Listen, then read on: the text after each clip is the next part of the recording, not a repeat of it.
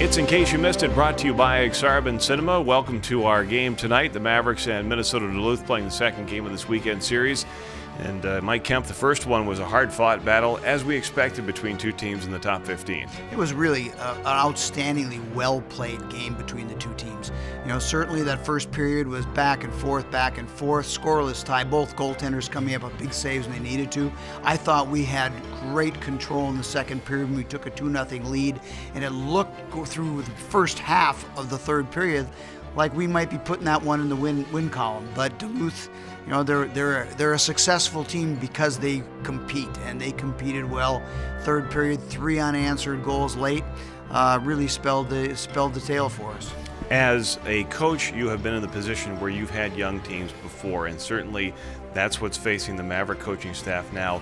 Young guys who have to learn certain things along the way, and last night was certainly a learning experience. It will be a learning experience that hopefully pays off in the long run. You know, you get into a situation where you start clenching the stick a little tight. They get back to a 2-1 game in the third. Everyone tightens up a bit.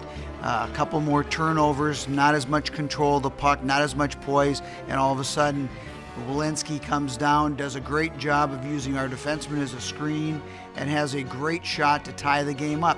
And all of a sudden then your back's against the wall. And it's going to be something that we're going to see this team mature and develop. You can see the talent level of this young group of players and the potential that it really has. But it's going to be a while. You know, they have to get, you know, I guess, baptism by fire, and last night certainly was one of those baptisms by fire. You look at some young guys who are really starting to come along for the Mavericks, and it is the young guys who scored last night for the Mavericks. A sophomore in Justin Parizek, he had just 1 goal in his freshman season, and already he has 4, a terrific goal, and then the goal scored by David Pope. That's a goal scorer's goal. It really is. David Pope showed, you know, why he is touted as such a good shooter. You know, he came down that left wing and had about a 6-inch area above the goaltender's shoulder on the short side. You know, that's the kind of goal only a goal scorer scores.